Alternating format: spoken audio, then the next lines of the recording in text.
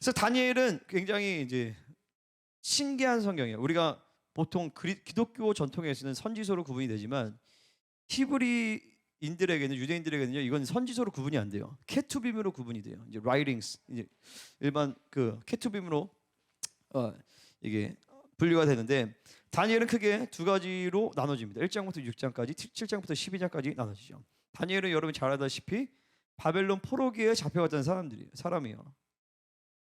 그러니까 바벨론 포로 침공이 세 번에 거쳐서 일어나게 돼요.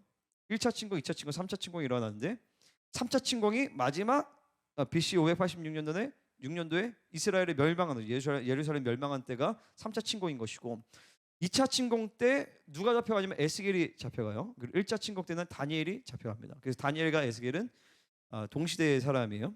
예레미야는 좀 그 전에서 이제 멸망할 거다 이렇게 얘기를 하는 것이고 그래서 이제 1차 침공, 2차 침공, 이제 3차 침공, 1차 침공의 그 결과죠. 오늘 이제 1장 1절에서 보면 이 다니엘은요 바벨론의 이 배경이 다른 성경과 달라요.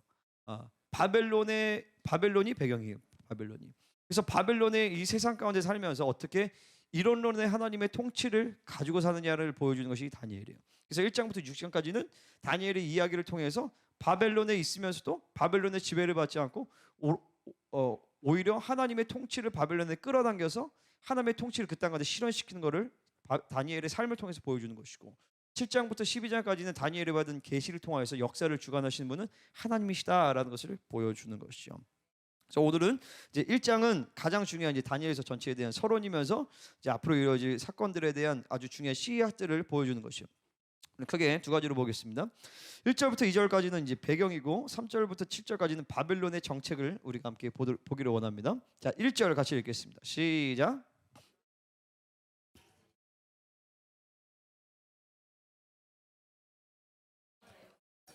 아멘. 자, 아까 얘기한 것처럼 이제 배경이에요. 유다 왕 여호야김은 그렇게 좋은 왕은 아니었어요. 나쁜 왕이었죠. 나쁜 왕이었는데 다스린 지 3년이 되는 느부갓네살이 이제 바벨론 왕이 예루살렘에 이제 에워싸게 된 것이죠. 이것은 하나님의 허락하심이었고 율법과 예언의 성취였어요. 특별히 예레미야의 예언 그리고 수많은 예언자들의 예언을 성취하는 것이죠. 이들의 우상 숭배와 하나님의 언약을 저버린 것으로 인해서 하나님께서 이 바벨론 침공을 허락하신 것이요. 2절 같이 읽겠습니다. 시작.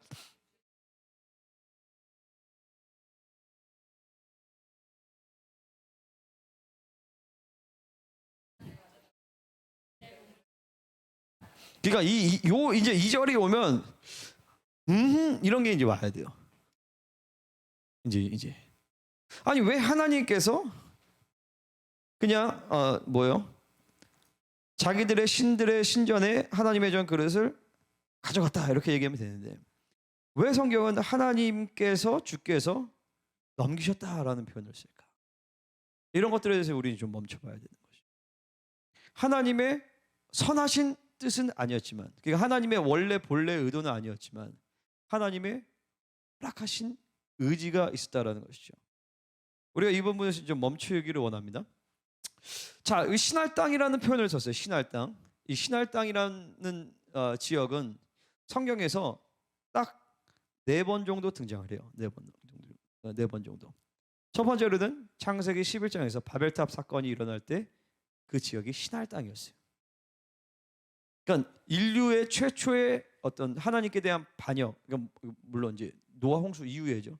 그때 인류 최초의 하나님께 대한 반역이 있었던 것이 바로 이 신할 땅이었고 여기서 하나님을 대적해서 바벨탑을 쌓게 되어지죠. 두 번째로 이 신할 땅은 언제 나타나냐면 창세기 14장에서 아브라함이 롯을 구출하기 위해서 이 신할 땅의 왕 바벨론의 왕 무로닥 발라다니가 아무튼 바벨론의 이 왕들 그 4명의 왕들을 대적하여서 이 연합군을 아브라함의 318명의 군대가 박살내는 그 장면이 창세기 14장이죠. 여기서도 역시 하나님의 백성과 대립하는 구조로 신할이라는 땅이 등장을 하게 돼요. 또 여호수아 7장에서 보면 아간이 아이성 정도에서 이스라엘이 이제 패배하게 되죠. 그때 하나님께 물어요. 왜 이러겠습니까? 근데 여리고에서 뭔가 탈취를 취했다는 것이죠. 그 전리품을 취했다는 거죠. 하나님께 다 드렸어야 되는데 그때 이제 아간의 취했던 전리품 중에 나오는 게 뭐냐면 신할 땅의 외투를 취한 것이 나와요. 바벨론 땅에 있었던, 바벨론에 속해 있는 그 물건을 아간이 취하게 되어지면서, 그러니까 단순히 전리품이 아니라 바벨론의 물건을 취하게 되어지면서 이스라엘의 심판이, 하나님의 그 범죄에 대한 하나님의 심판이 일어나게 되는 것이죠. 징계였죠. 마지막 네 번째로는 요 다니엘서에서 나오는 이 시나리오. 다섯 번째로는요, 스가랴 5장에서 에바 속의 여인이 등장해요. 이 여인은 바벨론을 의미하는 것이. 이 에바 속의 여인이 이제 그 에바에 넣고 이 여인을 보내죠. 신할 땅으로 보내요. 바벨론에게 보내면서 참교회로부터 바벨론이 분리되어지는 것을 보여주는 것이에요. 그래서 이 신할 땅이라고 하는 것은 성경 전체에서 동일하게 한 번 긍정적인 얘기가 나온 데 있어요. 이사야서 11장인데 그것은 이제 나중에 궁극적인 회복을 통해서 그 신할 땅에서도 이제 회복이 되는 걸 보여주는데, 그거를 제외하고는 모든 성경의 맥락 가운데서는 하나님의 백성과 대립하여지고 하나님의 백성이 분리되어야 되고 정복해야 하는 대상으로 등장을 합니다. 신할 땅은요. 근데 안타깝게도 지금 여기 이 본문에서, 그리고 이스라엘의 역사 가운데서 그 신할 땅에 하나님의 전 그릇과 그리고 하나님의 나라를 대표하는 이스라엘의 왕이 바벨론에게 잡혀갔다라는 것이죠. 물론 이제 여호와의 계명이 다시 풀려나요. 여기서 이제 넘겼다라는 것은 잡혀갔다는 게 아니라 뭐죠? 패배하였다 이런 뜻인 것이죠. 그러니까 하나님이 왜 이런 역사를 허락하셨을까라는 것이죠. 하나님이 왜 그러실까? 하나님이 이스라엘의 하나님이신데, 이스라엘을 사랑하시고 하나님이 이스라엘을 세우셨는데 왜 하나님이 그것을 허락하셨을까? 우리가 그 당시 세계관을 좀 본다라면요, 그러니까 국가 간의 전쟁은요 곧 그 국가의 신의 전쟁이었어요. 그래서 이스라엘이 졌다라는 것은 곧 여호와가 졌다라고 그들의 세계관 가운데 들어오는 것이죠. 그러니까 그 신의 그 물건들을 취하여서 자기네 신전에 담아두는 것은 우리가 그 신을 이겼다라고 여기는 그들의 어떤 종교적인 어떤 예식이었어요. 실제로 지금 그 바티칸에도 이 세상에 수많은 우상들이 거기 다 있어요. 왜냐, 그 동일한 가치관으로 해서 그 바티칸이 움직이기 때문에. 그러니까 이 사람들의 그 당시 세계관에서 이스라엘의 패배는 곧 여호와의 패배라고 볼 수 있었다는 것이죠. 바벨론도 그렇고 이스라엘도 그렇고. 하지만 그렇지 않다라는 거죠. 그죠? 우리가 또 이 비슷한 예를 볼 수가 있는 게 어디냐면 사무엘상에서 언약궤를 가지고 언약궤를 부적처럼 쓰죠. 그래서 블레셋과의 전쟁에서 패배하게 돼요. 엘리의 아들들이 죽고 그리고 언약궤를 빼앗기게 되죠. 그랬더니 이 언약궤를 다곤의 신전에 놨더니 어떻게 돼? 다곤의 무상들이 막 다 작살이 나버렸어요. 그랬더니 그것을 또 다른 데로 보내는데 또 거기서 막 사람들이 죽고 전염병이 일어나면서, 그러니까 하나님은 왜 그런 일을 허락하셨을까라는 거예요. 여러 가지 있을 수가 우리가 여러 가지 한 네 가지 정도 이유를 함께 나누기를 원합니다. 왜 하나님은 언약궤를 그렇게 내어주시고 하나님의 성전을 내어주실까? 이방 족속들에게. 첫 번째는요, 하나님은 이스라엘의 하나님만이 아니라 열방을 다스리시는 하나님이심을 나타내시기 위해서요. 그러니까 그 다곤 신전에 들어갔을 때 블레셋 백성들이 아는 것이, 이야, 이 여호와는 엄청난 여호와다. 단순히 이스라엘의 하나님이 아니라 온 우주 만물을 다스리는 참 하나님이시다라는 것이죠. 그러니까 하나님께서 다니엘을 통하여서 혹은 이 성전에 그 물건들이 들어왔다는 것은 하나님께서 바벨론으로 오신 것이에요. 그럼 뭘 얘기하시냐면 하나님은 바벨론도 통치하신다는 것을 보여주기 위해 하신다는 거죠. 우리가 때로는 이 다니엘과 같이 절망적인 상황 가운데 들어갈 때가 있어요. 그러니까 생각해 보세요. 얼마나 절망적인. 다니엘은요 왕족 출신이에요. 왕족 출신.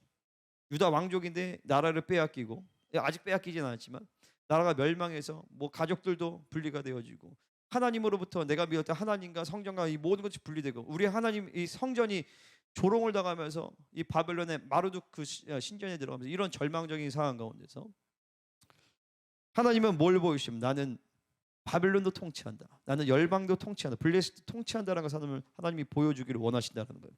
때로는요 우리가 원치 않는 어떤 상황이라든지 안 좋은 환경 가운데 있을 때 하나님 도대체 왜 이런 것들을 허락하십니까? 라고 얘기할 때가 많은데, 우리가 믿음이 성숙하지 않을 때는. 하지만 더 자세히 본다라면은 그 상황도 하나님이 다스리신다는 것을 보여주기 위해서요. 그 어둠의 상황도 하나님이 다스리신다, 하나님이 통치하신다는 것을 하나님이 보여주기를 원하시는 것이죠. 두 번째로는 하나님이 왜 이런 것들을 허락하시는가? 두 번째로는 이 뭐야? 이 이스라엘의 패배는요, 이스라엘의 수치인 것이죠. 왜냐하면 이스라엘의 범죄함으로 인해서 하나님을 버리고 이스라엘의 수치를 당하신 것이. 하나님이 이스라엘을 수치를 당하게 해두셨는데 그냥 이스라엘만 수치를 당하게 하신 것이 아니라 자신도 그 수치를 같이 당하시는 거예요.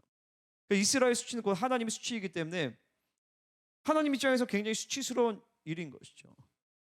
하나님은 온 우주 만물을 다스리시는 하나님인데 그냥 우상 신전에 하나님의 그 전에 그릇이 들어간다. 이거 너무 굉장히 수치스러운 일인 것이에요.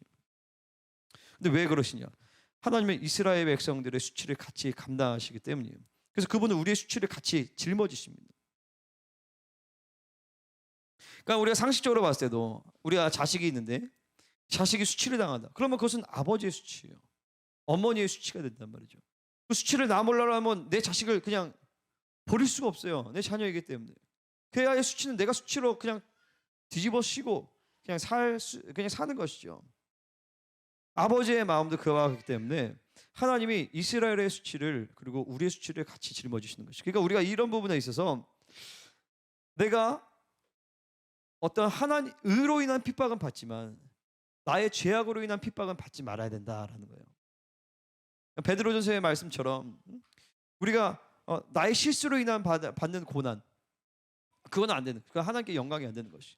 오로지 하나님의 의로 정결하고 거룩하여서 의로 인한 예수 그리스도로 인한 핍박을 받을 때에 하나님께 영광이 되는 것이지, 그렇지 않고 내 연약함과 내 지혜 없음과 내 게으름과 나의 육적인 어떤 성향으로 인해 내 무지로 인하여서 하나님이 수치를 당하는 것은 내가 수치를 당한 것은 하나님이 수치를 당하게 된다는 것이. 우리는 이런 부분을 잘 명심해야 되는 것이죠. 우리가 때로는 고난을 받을 수 있어요.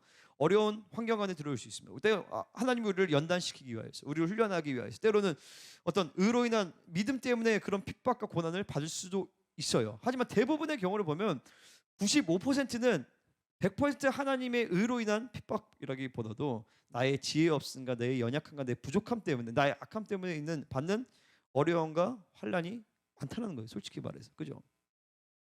우리 그런 부분이 계속적으로 주어져야 되는 것이.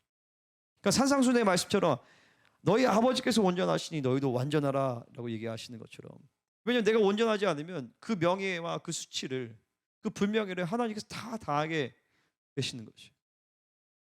온전하시기를 축원합니다. 우리가 온전하기를 바랍니다. 그 온전은 내가 스스로 만드는 것이 아니라 계속적으로 내가 하나님 앞에 나아가고 그분을 의지하고 회개할 때에 존재론적인 변화로 말미암아 내가 완전케 되어지는 것이. 완전하기 위해서 애쓰는 게 아니라 그분을 의지하고 회개하고 그분이 내 안에 내가 뽑아지고 그분이 내 안에 채워가실 때 그분이 우리를 완전하게 만들어 가시면서 나로 인해서 하나님이 수치를 당하시는 것이 아니라 나로 인해서 하나님이 영광을 받으시게 되는 것입니다. 여기를 보세요. 이스라엘 백성의 연약함으로 인하여서 하나님도 수치를 당하게 되시는 것입니다. 다니엘의 한 사람의 거룩함으로 인하여서 이스라엘의 하나님이, 다니엘의 하나님이 영광을 받으시게 되는 것입니다. 여러분을 통하여서 여러분의 하나님이 영광을 받으시기를 축원합니다. 할렐루야. 나의 하나님이 다니엘의 하나님이 되시고, 나의 하나님이 다니엘의 하나님이 나의 하나님이 되시고, 나의 하나님을 온 세상 안에 높임을 받으신 그런 우리 성도들이 되기를 축복합니다. 세 번째는 뭐냐면, 왜 하나님은 그 성전 바벨론의 성전에 들어가셨는가? 그것은 바로 하나님의 임재를 약속해 주시는 것이에요. 내가 바벨론에 있어도, 너희가 바벨론에 끌려가도 내가 너와 함께 하겠다는 것을 보여주는 거예요. 에스겔서 11장 16절에 아주 중요한 말씀이 나와요. 뭐냐면 하나님께서 약속해 주시는 거예요. 내가 바벨론에서 내가 잠깐 그들에게 성소가 되리라. 하나님의 성전에 하나님이 계시고 하나님이 거주하는 장소신데 그 성전이 회파되었기 때문에 내가 바벨론에, 성전 자체가 아니라 너희가 나의 성소이고 너희가 나의 백성이기 때문에 내가 그들에게 바벨론에서 내가 그들에게 잠깐 성소가 되어주리라 라고 얘기하시는 것입니다. 그러니까 하나님은 우리를 성소 삼으시기 때문에 우리가 어디를 가든지 하나님 우리와 함께 하십니다. 할렐루야. 어디를 가든지 그 하나님의 성전, 내가 하나님의 성전됨을 믿고 받아들일 때 그분이 나를 처소 삼아 주시는 것이요. 때로 우리가 죄악 가운데 있고 이런 바벨론의 이 죄악으로 인해서 심판 가운데 있다 할지라도 하나님은 그 하나님의 이스라엘의 됨을 그 믿고 환영하고 받아들일 때 하나님 그 임재를 허락하시는 것이죠. 그러니까 프레젠스와 인드웰링은 달라요. 프레젠스는 그분이 어디나 임재해 계십니다. 하나님의 편지하시면 어디에나 계세요. 하지만 그분의 거주하심은 좀 다른 얘기예요. 계속 그분을 환영하고 그분을 받아들이고 그분을 인식하고 그분을 존중해 드릴 때 그분의 임재가 거주하게 되죠. 계속 그 안에 이제 드웰링 하시는 것이에요. 하나님의 임재가 에덴에 드웰링 하셨고 하나님의 임재가 뭐요? 하나님께서 성전과 성막에 드웰링 하셨는데 이제 우리 성소 우리 각 사람은 하나님의 성전과 처소 삼으셔서 우리 안에 드웰링 하시니까 우리를 처소 삼으셨다는 우리 안에 계속 운행하신단 말이죠. 그래서 그분을 인정하고 환영하고 받아들일 때 그냥 하나님의 임재가 하나님의 편지하심이 내 안에 실체화 되어지는 것입니다. 그래서 언제 어디서든지 간에 하늘들에 계신 우리 아버지라고 기도할 때 하나님의 성전 안으로 우리 성소 안으로 우리가 들어갈 수 있는 것이 하나님의 성소 안으로 들어가게 되는 것입니다.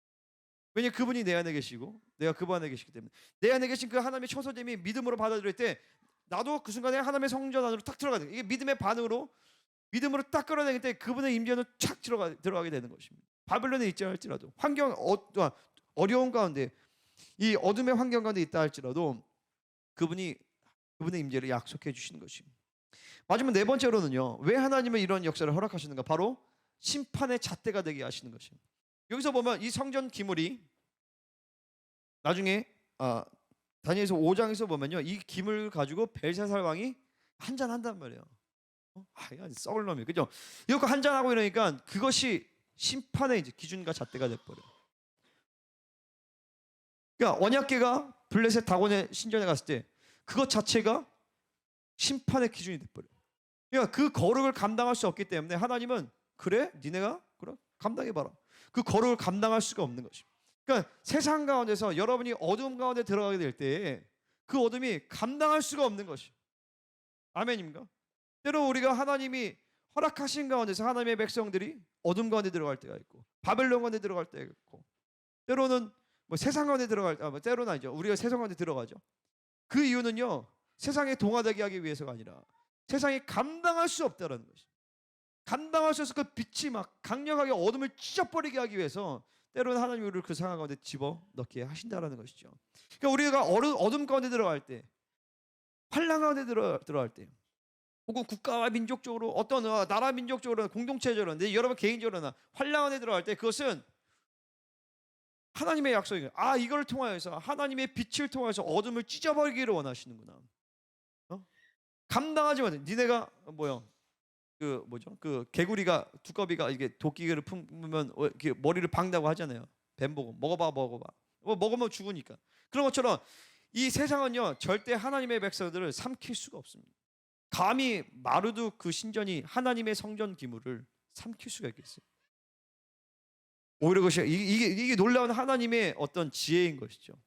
겉으로 보기에는 하나님의 여호와 패배한 것 같지만 사실은 시한폭탄 트로이의 목마를 집어넣게 되어서 그것이 오히려 바벨론에 멸망시키시는 바벨론의 하나님의 통치를 끌어당기는 통치의 어떤 구심점이 되게 하시는 하나님의 놀라운 지혜인 것이에요.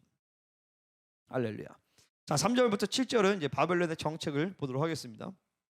생각보다 빨리 진행되네. 빨리 끝나겠네. 자, 우리 한번 3절 같이 읽겠습니다. 시작.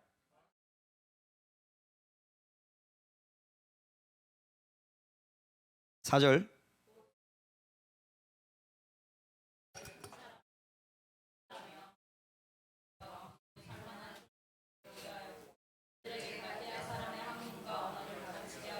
자, 이게 참 여기가 참 중요한 내용들이에요. 환관장은 여러분 잘 알다시피 이제 그 넷이죠. 넷인데 이제 굉장히 높은 사람이죠. 그 당시에는. 그래서 이스라엘 자손이 왕족과 귀족 몇 사람들을 이제 뽑은 거죠. 이 다니엘이 다니엘 세 친구가 다니엘가 세 친구 말고도 다른 여러 사람들이 있었지만 하나님의 관심은 이 네 명의 친구들에게 있는 거예요. 어딜 가든지 하나님께서 우리를 주목하시기를 바랍니다. 수많은 사람들이 있지만 여러분이 하나님께 주목받는 사람들이 되시기를 축복합니다. 자, 이 네 명의 이제 청년들이 가는데 사실은 10대 소년들이죠. 뭐 나이에 대해서 정확하게 알 수 없지만 보통 뭐 17에서 18 뭐 이 정도로 이렇게 봐요. 그러니까 이 소년들의 우리 영찬이 나이 또래쯤 되는 거예요. 다니엘이요. 근데 이 친구들이 아주 그 귀족이에요. 귀족이면서 왕족, 깨끗한 다윗 계열, 혹은 뭐 유다 계열, 혹은 뭐 어쩐 귀족층이죠. 그러면서 이 사람들 뽑습니다. 흠이 없고 용모가 아름다우며 지혜를 통치하며 지식에 통달하여 학문에 익숙하여 왕국에 설만한 소년. 딱 보면 이거예요. 흠이 없는 자들, 그리고 용모가 아름다운 자들, 외모가 아주 괜찮은 친구들. 세 번째는 똑똑한 애들이요. 그러니까 바벨론의 관점을 정확하게 볼 수 있어요. 바벨론은요, 신분을 굉장히 중시합니다. 그리고 외모를 중시해요. 그리고 능력과 똑똑한 이 지식을 굉장히 중시합니다. 우리가 이 바벨론의 가치가 하나님의 가치의 관점을 우리가 알아야 돼요. 자, 하나님은 외모를 중요시 할까요, 안 할까요? 하나님은 지식을 중요시 여길까요, 안 여길까요? 내가 예전에 안 여긴다라고 그렇게 제가 설교를 많이 했어요. 근데 성경을 자세히 보니까 외모에 대한 언급이 너무 많은 거야. 외모에 대한 언급이 너무 많아. 그리고 하나님의 성품을 봤을 때 미라는 요소를 하나님이 간과지한다는 것이. 근데 보세요. 하나님의 관점은요, 하나님의 그건요, 순서가 있어요. 순서가 있는데 하나님의 초점은 미가 하나님 중시 여기지만 첫 번째는 아니에요. 미는 한 세 번째 정도 돼요. 우리가 이거를 미스 코리아를 잘 알아요. 미스 코리아 뭐죠? 진선미를 잘 알아요. 진선미가 모든 철학의 핵심이 진선미에서 다 풀어져요, 여러분. 이 세상의 학문적 체계가. 그러니까 미스 코리아 이 진선미는 굉장히 탁월하게 지어지고, 누가 그 붙인지 모르겠지만, 진은 truth, 진리를 얘기하는 것이고, 선은 뭐예요? goodness. 그리고 미는 beauty를 얘기하는 것이죠. 미를. 근데 보면 진이 제일 예쁘죠. 근데 어쨌든, 근데 바벨론은요, 미와 지식을 굉장히 중시 여겨요. 하지만 하나님은요, 순서가 달라요. 하나님은 진, 선, 미예요. 뭐냐면 진리로부터 선이 무엇인지가 결정이 되어지는 것이고, 선이 올 때 그 선으로부터 풀어지는 외적인 미가 나타나게 되는 것이. 그러니까 바벨론에 얘기하는 일률적인 24, 36, 20 아니죠. 36, 24, 36의 일률적인 바벨론의 미가 아니라, 성경에서 말하는 미는 하나님의 진리와 선이 내 안에 드러나면서 나타나는 아름다움이 풍겨지게 돼 있다는 것이죠. 그러니까 보세요. 모든 성도들은 다 그런 의미에서 다 아름다워질 필요가 있어요, 없어요? 있다라는 거예요. 있다라는 거죠. 아멘. 아멘. 그러니까 헤어스타일이나 피부 관리, 몸매 관리, 이런 의상, 이런 모든 것들 할 필요가 있어요, 없어요? 있다라는 것이. 하지만 세상의 관점이 아니라 진선미, 하나님의 진리와 하나님의 선하심의 관점 안에서. 아멘입니까? 그러니까 때로는 이게 약간 이런 하나님의 진리와 선하심에 대한 것들이 바벨론의 관점과 너무 섞여서 그때는 일단 미를 포기해야 돼, 그죠? 그거는 우리가 다 잘해요, 그죠? 그거는 아주 잘하고 있어. 근데 이제 더 나아가서 하나님의 진리와 하나님의 선하심 가운데서 나타나는 영혼의 아름다움을 이제는 보여줄 때가 됐다. 아멘. 이제 마음껏 꾸며 얘들아 그랬지. 이제 마음껏 영혼의 아름다움과 선하심과 진리 가운데서 이제 그런 것들은, 그래서 이제 이 미학이라는 것이 굉장히 철학에서 중요한 얘기거든요. 우리 미학 공부하신 분 계세요 혹시? 학교나 한 분도 없죠. 저도 없어요. 미학이라는 것이 굉장히 중요해요. 미학이라는 것이. 어쨌든 이제 다시 본다라면, 바벨론의 가치는 좋은 배경, 외모, 지식으로 보지만 하나님의 가치는요, 진리를 가져요. 그러니까 바벨론은 기본적으로 뭐요? 외모, 지식, 좋은 배경, 이런 것들 딱 한마디로 얘기한다면 바벨론의 가치는요, 힘을 숭상하는 거, 힘을 숭배하고 능력을 숭배하는 가치 구조가 바벨론의 구조예요. 하지만 하나님의 나라는 진리를 사수한단 말이죠.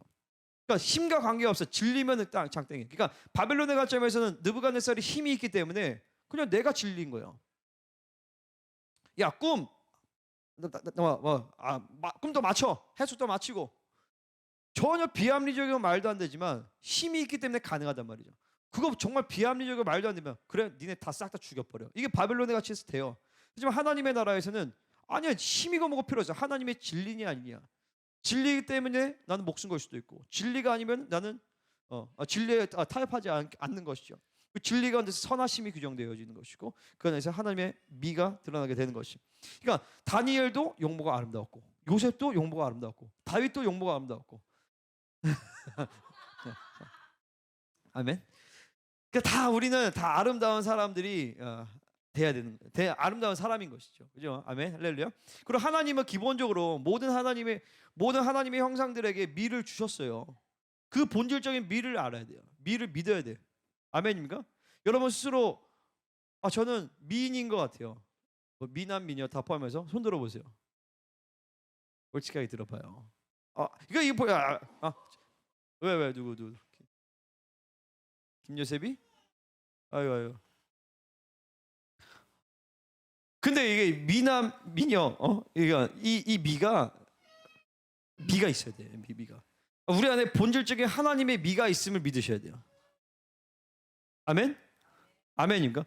본질적인 하나님의 미가 있어요. 그리고 그 미가 완전히 드러나는 시간이 이제 우리가 부활의 몸을 입을 때 그 미가 완전히 드러나는 것이죠. 제가 예전에 얘기했잖아요. 예전 환상 가운데 깊이 들어가면서 하나님의 그 어린 양의 혼인잔치에 나타나는 나의 모습을 보면서 너무 아름다웠다라고. 근데 그것이 그 예수 그리스도의 혼인잔치에 그 신부들로 들어갈 텐데 그게 아름답지 않을 수가 있겠어요? 당연히 아름답단 말이죠. 그러니까 모든 하나님의 사람들, 모든 인간 존재들은 그 본질적인 미가 다 있어요. 그 미가 완전히 없어지는 사람들도 있어요. 그 바로 이제 지옥에서 유황 불못 가운데 들어갈 때 그들도 부활의 몸을 입게 되거든요. 그럴 때는 지금은 하나님의 형상을 가지고 있기 때문에 일종의 하나님의 보편적 은혜가 common grace 일반 은총 가운데서 미가 있어요. 지금도. 하지만 그 미가 완전히 사라지는 때가 그들에게도 와요. 마찬가지로 우리도 완전한 미가 회복되어지는 때가 온다라는 것이죠. 할렐루야. 그럴 때는 다 우리가 다 미스 코리아 진이 되는 거예요. 미스터 코리아 이런 게 되는 거죠. 그러니까 그것들이 우리가 영성을 하면서 하나님의 영성을 회복되면 회복될수록 하나님의 진과 선과 미가 회복이 되어지는 것이죠. 그게 바벨론의 가치 기준에서 어떤지 관계없어요. 근데 하나님의 가치 기준에서 그 미가 다 드러나게끔 되어 있다라는 것이죠. 아멘. 막 갑자기 외모에 대한 자신감이 막 샘솟죠. 영현이 아니야? 샘솟아? 외모에 대한 자신감이. 쟤는 원래 있었어? 근데 진짜요. 그래서 우리는 다 미남 미녀가 되는 거예요. 그러니까 이 교회는 어떤 사람? 교회 딱 왔더니 여기 있는 사람들은 다 너무 독특한 아름다움이 다 있는 거예요 원래. 그러니까 교회 왔더니 다 그냥 희쭈구리하고 우중충하고 푸석푸석하고 그러면은 벌써 재미가 없잖아. 근데 왔는데 세상적으로 막 어떤 뭐죠? 이 세상에서는 지금 미가 굉장히 오염됐잖아요. 이 세상에서 말하는 미는 굉장히 음란과 섞여 있어요. 그래서 정말 당신 이쁘네요. 그러면요 이게 아주 음란하게 연결이 돼 버려요. 잘생겼다는 것도 제가 예전에 이 얘기를 예전에 그 학교 다닐 때 그 같이 이제 사역하는 이제 여자 동생이 있었는데 한 살 어린 동생이 있었는데 얘가 맨날 기도를 맨날 해가지고 목소리가 오빠 맨날 이런 애였어요. 그 맨날 그 우중충하게 다니고. 근데 얘가 이제 나랑 친한 그 남자 동생이 있었는데 걔랑 얘기하는데 걔가 이제 누나 뭐 이렇게 뭐 이렇게 했는데 얘가 대답을 앙 이러는 거예요. 내가 이제 딱 걔 사라지고 나서 이제 걔랑 둘이 있을 때 앙? 앙이 뭐냐? 그랬더니 오빠 왜 그래? 그래서 귀여운 동생한테만 나오는 그런 반응이야. 그랬더니 그게 뭐야? 내가 이 얘기 왜 했지? 내 얘기 왜 했지? 아름다운 얘기.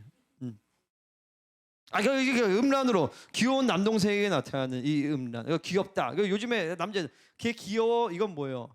잘생겼어. 이걸 다 귀엽대 여자들은요.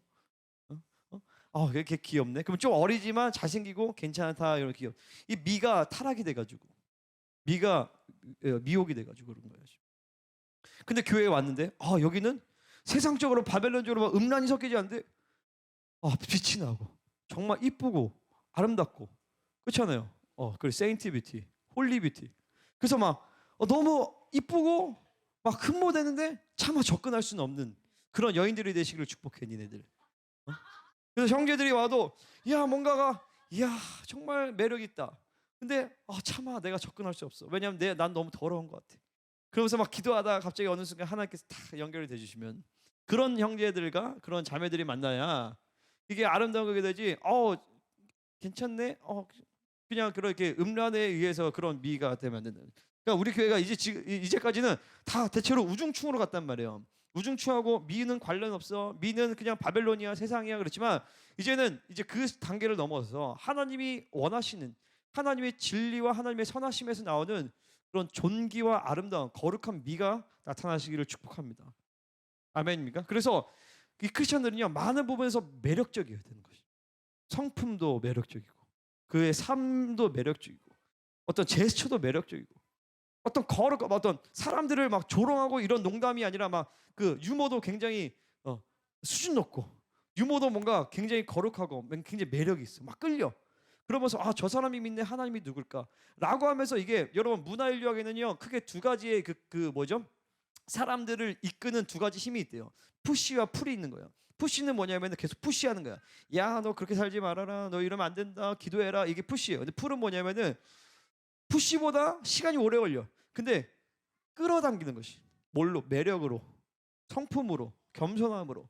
그러면서 계속적으로 하나님의 그 흐름 가운데 그 푸시는 빠르지만 이 효과가 어느 순간 되면 딱 떨어지는. 풀은 느리지만 이게 자발적으로 끌어오게 돼 있어요. 그래서 우리 교회도 푸시를 예전에 많이 했지만 점점 갈수록 점점 풀로 가는 거예요. 점점 땡기는 것으로. 여러분도 뭐 마찬가지. 이제 예전에는 이 한국 교회가 전할 때 다 푸시로 했어요. 예수 안 믿으면 지옥 간다. 예수 천국 뭐 불신주 이렇게 했는데 이제는 풀로 가야 돼. 풀로 땡겨야 돼요. 매력으로 끌고 다녀야 돼. 성품과 아름다움에서 여러분의 존귀로서, 그러면 여러분의 삶과 행동 그리고 나타나는 이제 미까지. 그래서 뭐요? 그 뭐지? 미인 그런 거 미인계를 써가지고 그죠? 미인계를 써서 전도를 하고 매력으로 이제 하나님 앞에 끌고 나가는 우리 성도들이 되기를 축복합니다. 이 바벨론의 정책이 이제 크게 세 가지가 나와요. 첫 번째로는 학문, 언어를 배우게 하는 것이죠. 두 번째로는요 창씨 계명을 하는 거예요. 이름을 바꿔버립니다. 세 번째로는 음식을 주는 거예요. 이 세 가지가 한 사람을 완전히 그 문화와 정체성을 바뀌게 하기 위해서 이 세 가지를 바꾸는 것이. 모든 인류 역사 가운데서 이 세 가지를 뒤바꿔 버립니다. 우리나라도 일제치하 때 우리의 이름을 바꿔버리죠. 창씨 계명을 하면서. 그리고 역사를 바꿔버려요. 이 학문과 언어를 바꾸게 하는. 우리나라 말을 못 쓰게 만들었어요. 민족적인 그 정신을 무마시키기 위해서 학문과 언어를 말살시키고 이름을 빼앗겨버리고 그리고 음식을 없애버려서 막 김치도 기무치라고 하고 그죠? 그 일본의 문화와 일본 것들을 받아들이게 한단 말이죠. 이 세 가지가 한 사람의 정체성과 문화적인 것들을 뒤바꾸는 가장 중요한 어떤 그 정책이에요. 그래서 예수님도 이 세 가지를 주십니다. 예수님이 우리에게 예수 그리스도의 이름을 주세요. 너희들 이제 내 이름을 구하라. 그죠? 그리고 예수님이 예수님의 말씀을 주십니다. 학문과 언어를 주세요. 방언을 주시고 예수님의 말을 하게 하시고 예수님의 언어를 주시고 예수님의 말씀을 주신단 말이죠. 그리고 예수 그리스도의 이제 세 번째 음식. 성만찬을 통해서 예수님을 먹고 마시게 하시는 것이에요. 예수님도 이 세 가지 정책을 통해서 우리를 완전히 예수화시키는 것이고 이 세상 바벨론도 이 세 가지를 통해서 여러분을 바벨론화 되게 만드는 것입니다. 바벨론의 인간이 되게 만드는 것입니다. 이 세 가지 정책성만 이 세 가지의 이 바벨론의 정책만 잘 살펴고 이 부분만 잘 피하면 우리는 세상 가운데서도 다니엘처럼 살 수가 있는 것이죠. 아멘입니까? 자, 이 세 가지로 한번 자세히 보겠습니다. 첫 번째는 학문과 언어. 우리가 4절에서 읽었죠. 갈대아 사람의 학문과 언어를 가르치게 하였다. 자, 학문과 언어를 뭐라고 쓴 거야? 바벨론의 학문과 언어를 가르치게 하면서 성경적 세계관을 상실하게 만드는 거예요. 자, 여기서 이 세 가지 중에 이 다니엘 1장이 초점을 맞추고 있는 건 뭘까요? 이름, 학문과 언어, 음식 중에 다니엘 1장에서 초점을 제일 크게 두고 있는 것이 뭐예요? 음식이죠. 음식을 거부한단 말이죠. 왜냐하면 학문과 언어는 내가 배운다 할지라도 내가 그것을 진리로 받아들이지 않으면 상관이 없어요. 이름도 나를 나가사키 아니죠. 나를 나카무라로 불러도 난 나카무라 아니야 라고 하면 상관이 없어요. 그죠? 남들이 나를 그렇게 부르든 말든. 근데 음식은 먹으면 난 먹지만 먹지 않아. 그거 될 수 없어요. 그럼 먹는 걸 포기해야 돼요. 그러니까 나머지 두 가지는 그냥 다니엘이 음식을 거절했다라는 것은 음식만 거절했다는 거 아니라 벨드사살이라는 이름 정체성도 나는 거절했고, 바벨론의 학문과 이 언어도 나는 거절했다라는 것을 보여주는 것이죠. 그러니까 바벨론의 가치관에 그는 물들지 않았고, 보세요. 이 계속 보면 다니엘은요, 벨드사살이라는 이름으로 불리지가 않아요. 벨드사살이라 이름하는 다니엘이, 그 끝까지 다니엘이라는 이름을 이 바벨론의 사람들도 설득을 당한단 말이에요. 그러니까 다니엘은 이 그러니까 뭐요? 다니엘을 통하여서 그러니까 이 다니엘의 이 믿음을 통하여서 다니엘이라는 이름이 벨드사살을 눌러버린 거예요. 아멘. 그렇기 때문에 음식에 대한 초점이 있어요. 자, 첫 번째는 이제 학문과 언어를 본다면, 이 학문과 언어는 세계관을 상실시켜 버립니다. 그러니까 바벨론은 요거는 뭐예요? 지금 우리로 따진다면 세상의 학문을 받아들이라는 것이, 세상의 기준과 세상적인 지식을 가지고 그것을 기준 삼아 살라는 것이죠. 세상의 지식, 그리고 세상과 말이 통해야 된다. 그래서 옛날에 막 우리 애들이 막 세상 애들 친구들과 말이 통하려면은 TV를 보고, 그 좀 애들과 말이 통해야, 또 얘네들이 욕을 적당히 섞었으면 나도 욕도 좀 더 적당히 섞었어가지고 애들이랑 비슷한 말을 해야 걔네랑 어울릴 수가 있으니까. 그러니까 이게 이제 바벨론의 이 전략인 것이죠. 욕설, 음담패설 이런 거 같이 애들, 특별히 남자애들이 이런 거 같이 해야 좀 같이 어울릴 수 있거든요. 왜냐면 좀 센 척을 해줘야 돼. 응? 특별히 중학교 때 되면, 그지 영찬아? 우리 영현이 한창이지 지금 중3 아닌가? 이제 슬슬 이제 좀 고등학생으로 넘어가면서 이제 이제 현타가 좀 오면서, 어쨌든 세상의 학문, 지식, 세상과 말이 통해서 이 힘을 숭배하는 학문적 지식과 결론들이에요. 근데 우리의 언어와 학문은요, 성경적 세계관과 하나님의 말, 성령님이 시키시는 말을 할 수 있어야 되는 것이. 그러니까 우리가 이 세 가지를 보면서 내 안에 바벨론의 학문과 언어가 무엇인가를 잘 봐야 돼요. 바벨론의 세상에서 주로 얘기하는 말들, 그 학문적 체계, 그들이 원하는 그 기준들, 가치관들, 이것들이 내 안에 얼마 많이 들어왔는지를 우리가 볼 수가 있어야 되는 것이죠. 자, 우리가 특별히 여기서 세상의 학문과 그리고 그리스도인들, 하나님의 말씀에 대한 지식, 이 관계성을 가지고 우리가 좀 몇 가지 보기를 원해요. 자, 최악은 뭐냐면 하나님의 말씀이 없고 세상의 학문과 지식만 있는 상태예요. 이게 최악이에요. 그 다음 좀 그보다 난 거는 하나님의 지식이 없고 세상의 지식도 없는 거예요. 그게 그나마 좀 더 나아요. 아예 바보처럼 사는 게. 세상의 학문만 있는 것보다도 그게 그나마 더 낫다는 거예요. 그거보다 좀 나은 것은 뭐냐면 세상의 학문은 포기하고 하나님의 지식만 갖고 있는 것이. 근데 이거보다 또 더 나은 것은, 가장 나은 것은 세상의 학문이 있지만 그 모든 것을 똥처럼 버려버리고 하나님의 말씀으로 완전히 바뀌어진 상태가 제일 좋은 것이죠. 아멘. 여러분 잘 보세요. 여러분 상황 가운데서 일단은 최소한 세 번째, 네 번째 정도는 돼야 돼요. 첫 번째, 두 번째가 되면 안 되는 것이죠. 할렐루야. 그러면 여러분 가운데서 어떤 분들은 세상의 학문적인 기반이 거의 없고 하나님의 말씀으로만 채워지는 사람이 있어요. 그런 분들이 좋아요. 나쁘지 않아요. 응? 할렐루야. 세상의 지식이 그렇게 많지 않은 분들, 할렐루야. 그런 분들이 좋아요. 영성하기가 좋아요. 근데 중요한 건 그러면요, 어떤 부분에서 한계가 와요. 사역의 확장이라든지 하나님의 쓰임받는 영역들이 한계가 와요. 그래서 모세나 구약에서는 모세, 신약에서는 바울인데 하나님 앞에 가장 광범위하게 쓰임받는 이 두 사람인데, 두 사람의 특징이 뭐냐면 세상의 학문들을 완전히 다 섭렵을 했었고 그 모든 것을 똥처럼 여긴 사람들이란 말이죠. 그러니까 우리 청년들이나 우리 다음 세대들, 10대들은 몇 번째 케이스가 돼야 돼요? 네 번째. 근데 지금 듣는 애들이 없어. 영현아, 몇 번째 케이스가 돼야 된다고? 두 번째? 너 방금 두 번째라 했지. 두 번째가 뭐야? 세상적 지식도 없고 하나님의 지식도 전혀 없는 뇌순남이 되는 거죠. 뇌순남. 뇌순남. 근데 그게 아니라 네 번째가 뭐라고? 네 번째가 세상의 지식과 학문도 있지만 그거를 완전히 똥처럼 여기고 하나님의 말씀으로 충만케 되어진 사람들. 그러니까 다니엘은 이런 사람이었다라는 것이. 그러니까 세상의 학문을 이제 다 섭렵한 다음에 그거를 나중에 하나님의 말씀에서 버리려면 시간이 너무 오래 걸려요. 몇 년 걸리면 40년 걸려요. 40년. 모세처럼. 근데 그게 아니라 하나님의 말씀으로 충만해진 상황에서 하나님의 인도하심을 따라 다니엘처럼 이렇게 하나님이 주신 지혜로 말미암아 세상적인 학문을 섭렵하면 금방 끝내버려요. 다니엘처럼요. 그러니까 우리가 앞으로 세울 이 큰 기쁜 교회 킹스 사관학교의 인재상은 뭐다? 바로 이런 인재상이에요. 깊은 영성과 날카로운 지성, 성자의 삶과 그리고 사회 개혁을 할 수 있는, 사회를 변혁시킬 수 있는 네 가지 덕목을 갖춘 자들이 우리가 앞으로 키우는 리더십의 인재상이 인재상. 아멘입니까? 그러니까 뭐예요? 세상적인 학문도 완전히 무시해 버리는 게 아니라 하나님의 왜냐면 이게 세상적인 지식이 왜 중요하냐면 아니 제가 그 얘기할게요. 교회가 무식하면 안 돼요. 아멘. 자, 옆 사람에게 같이 권면하겠습니다. 교회가 무식하면 안 된대요. 교회가 무식하면 안 돼요. 왜 그러냐면 제가 여러 가지 이것 이유를 제가 아주 총체적으로 얘기해 드릴게요. 첫 번째로는요. 인간에게 주신 첫 번째 명령이 문화 명령인데 cultural demand라고 cultural mandate라고 얘기한단 말이죠. 땅을 경작하는 거, 하나님의 창조 세계를 다루라는 것이죠. 그래서 우리가 기독교 교육 쪽에서 이런 얘기가 있습니다. 뭐냐면은 all truth is God's truth. 모든 진리는 하나님의 진리다라는 것이. 다시 말해서 과학적인 진리가 나왔어요.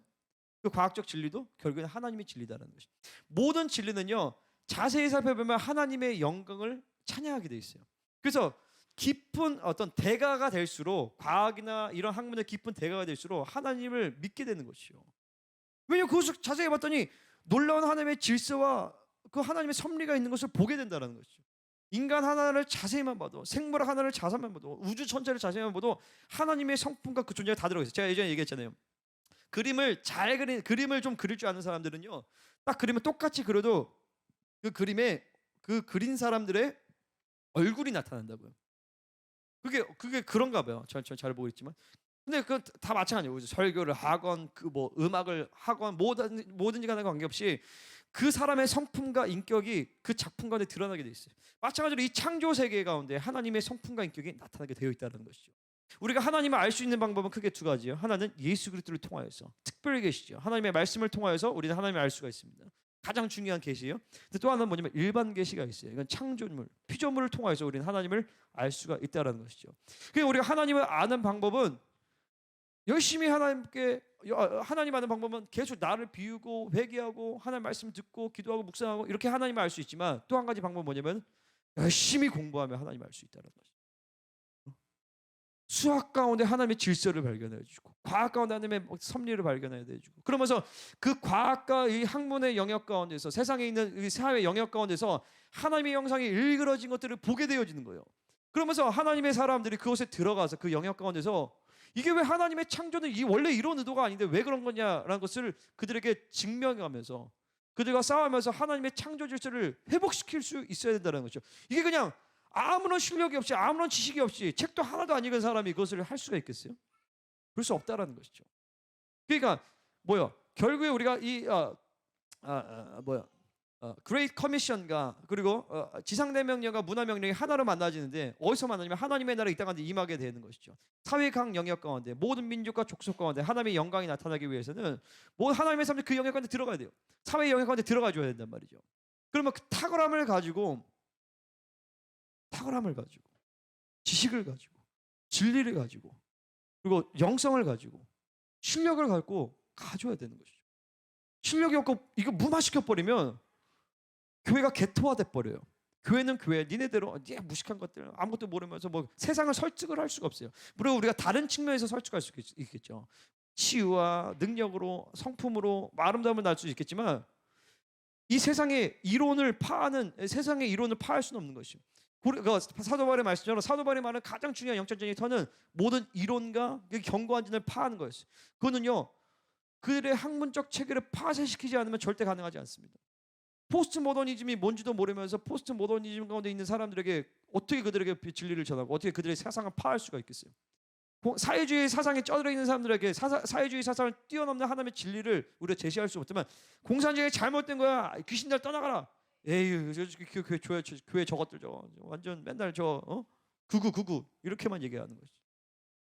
그런 측면에서 이 교회는요 탁월해야 돼요. 날카로운 지성이 있어야 되는 것이죠.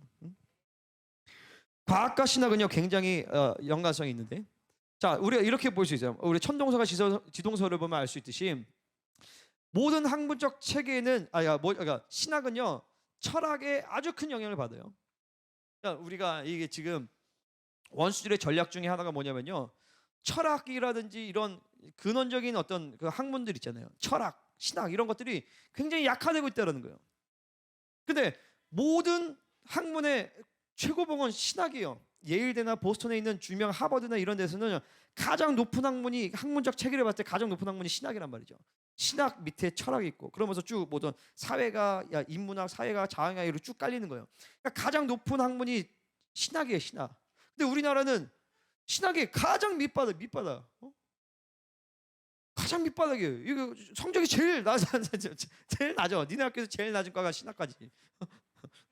신학생 원래 신학이 그런 게 아닌데, 그지? 신학가 제일 그런 게 아니. 신학가 제일 높아야 돼. 할렐루야. 응? 그 신학이 제일 높아야 돼. 원래 그게 정상적인 학문적 체계예요. 근데 신학이 가장 낮은 건 뭐냐면, 왜냐면 모든 학문을 다 신학이 결정하거든요. 여러분 이거 믿으세요? 나라는 존재는요, 신학이 결정해요.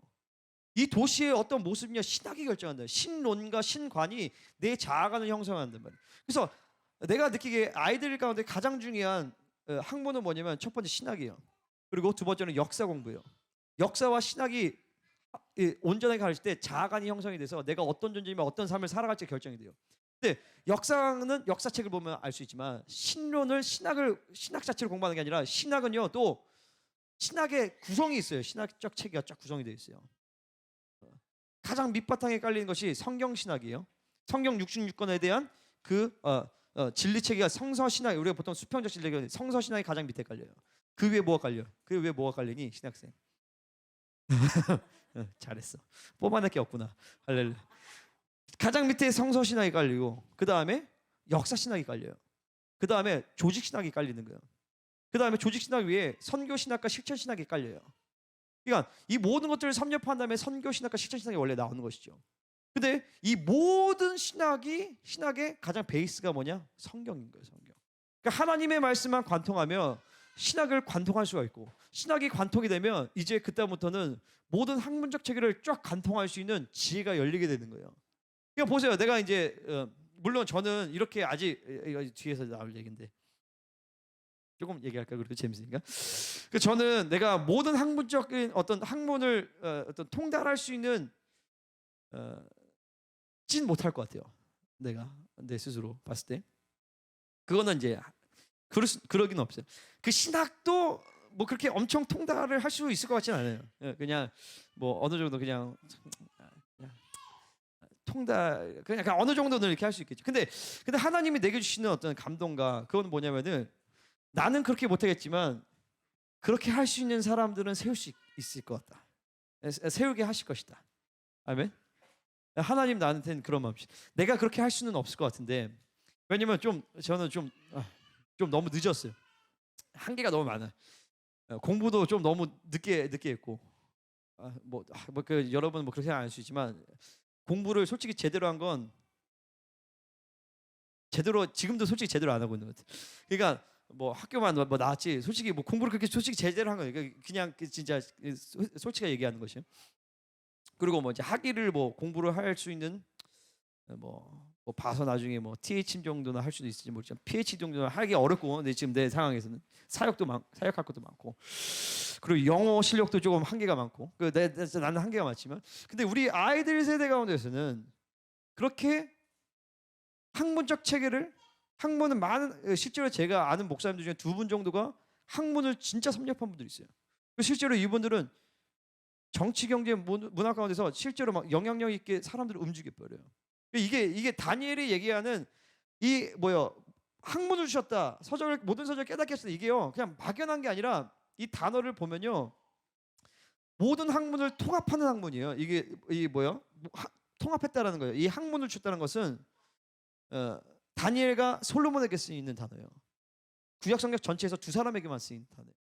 2사람의 특징은 뭐냐면, 학문을 완전히 섭렵한 거예요. 신학, 철학, 모든 법학 이런 모든 것들을. 그러니까 요렇게 되면 요런 사람들은 정말로 실제로 정치, 경제, 사회, 문화를 움직일 수 있는 사람이에요. 이 사람은요. 대통령을 지휘하고 국회의원들 지도할 수 있는 사람이에요. 이 사람들은. 내가 그렇게 될 거라고 모르겠어요. 저는 그렇게 좀 어렵다. 그거는 네, 객관적으로 봤을 때 조금 어렵다. 하나님이 뭐 어떻게 하면 그거까지는 어렵지만 우리 다음 세대들 중에서는 그런 애들이 나올 수 있다라는. 예. 그렇게 할 수 있는 것들을 하나님이 저한테 많이 깨닫게 하셨어요. 깨닫게 하셔서 정리하게 하고 계세요. 내가 그렇게는 못하겠지만. 그래서 우리가 천동서 지동서 얘기하다 나왔죠. 뭐 얘기했죠? 그러니까 신학이 모든 학문을 다 뭐요? 지배한다는 것이죠. 근데 신학에 영향을 끼쳐요. 과학적 진리들이. 그래서 그 당시 우리가 잘 아는 천동설이 신학의 근거에서 그 천동설이 나온 거예요. 하나님께서 인간을 하나님의 형상으로 지으셨고 모든 만물의 영장으로 만드셨는데, 그렇다면 인간이 지구 가운데 있기 때문에 이 모든 세계가 지구를 통해서 움직인다라는 과학이 발달된 거예요. 신학이 그걸 결정한 것이죠. 신학의 오류였죠, 사실은요. 그러니까 이렇게 교회가 무식하면 천동설이 무너져 버리니까 중세시대 교회가 굉장히 무너져 버리면서 합리주의로 들어가면서 모더니즘이 시작이 되는 거예요, 현대주의가. 그렇기 때문에 교회가 겸비하여서 이 모든 학문에 대한 뭐라죠? 하나님의 창조 세계에 대한 지식과 탁월함이 있어야 된다는 거예요. 그러니까 지금 우리 어른들은 여러분이 가지고 있는 삶의 영역과 분야에서 1인자가 되시기를 축복합니다. 그 영역 가운데 탁월하셔야 돼요. 왜? 이거 뭐야? 하나님 때문에. 그리고 우리 아이들은 이제 이렇게 쭉 자라면서 다니엘과 같은 영성, 지성, 이 모든 것들을 성자의 삶과 사회를 변혁시킬 수 있는 그런 사람들을 키워 나가야 되는 것이 우리가요. 우리는 그렇게 하는데 애들은 그렇게 된다? 그렇지 않아요. 우리가 그 길을 갈 때에 아이들이 그 길을 같이 갈 수 있는 그 길이 만들어지는 것이. 그런 측면에서 우리가 학문과 언어, 바벨론의 학문을 완전히 터부시할 것이 아니라 공부해야 된다. 열심히 일해야 된다. 세상의 것들을 그냥 무시할 게 아니라 무시하지 말아라. 무슨 말인지 알죠? 하나님의 것들을 보면 아무것도 아니지만 그들을 설득하기 위하여서, 그들에게 복음을 전해주기 위하여서, 그들에게 하나님의 탁월함을 나타나고 그들에게 하나님의 창조 세계에 하나님의 성품을 드러내기 위해서는 그들의 것들을 우리는 이해할 수 있어야 된다는 것이죠. 제가 우리 학교 이렇게 하는 것도 그냥 하는 게 아니라 교육 철학, 심리학적인 교육학적 내용들, 그리고 배움의 성질, 이런 것들을 저도 쫙 정리를 하고 있습니다. 얼렁뚱땅하지 않겠다. 세상에서도 학교 세울 때 그런 것들을 중시하는데, 우리가 얘기하면서 물론 뭐 바벨론의 책처럼 완벽하게 할 수는 없지만 우리가 복음 안에서 충분히 그런 것들을 잘 소화하면서 준비를 할 필요가 있다는 것이죠. 두 번째로 이름을 보겠습니다. 자, 이름 7절을 읽겠습니다. 시작.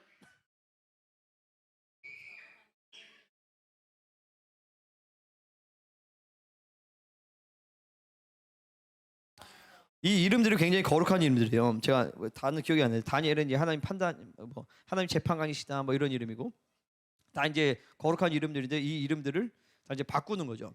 벨드사살, 사드라, 메사, 우리 막 예건이, 강건이 이름 다 막 이쁘고 예담이 다 좋은데 얘네들은 막 미치고 아약고 이런 이름으로 다 바꾸는 거죠.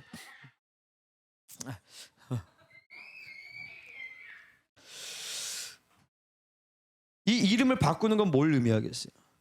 바벨론이 우리의 정체성을 얘기하는 거죠. 근데 이것이 지금 우리한테 이 벨드사살, 조 메삭, 김 아벤느고 이렇게 해야지 않잖아요. 근데 바벨론은 지금도 우리에게 계속 이름을 주고 있는 것이에요. 바벨론의 기준에 있어서 여러분의 약한 거에 대해서, 외모에 대해서, 외모, 가지고 있는 학벌, 배경, 지식, 너 월급 얼마짜리, 너네 집 몇 평짜리, 넌 월세, 넌 전세, 너네 집 너는 학벌 어디, 너는 고졸, 너는 중졸, 이렇게 계속 우리한테 이 이름을 지어주고 있는 것이죠. 근데 보세요, 이름을 부르는 건 걔네 자유예요. 그거 가지고 나 다니엘이야 이렇게 얘기할 수 없어요. 우리 지연이 스트레스 받는 거 뭐예요? 취업해라. 계속 꼬리표 붙여준 거예요. 너 백수 이렇게 해서. 근데 걔가 가가지고 나 백수 아니야 이렇게. 그럴 거 없어요. 나 다니엘이야, 나 벨드사라 아니야 라고 할 필요 없죠. 그거는 부르는 사람 마음이에요. 그죠? 세상은 그렇게 부르는 건 당연하단 말이죠.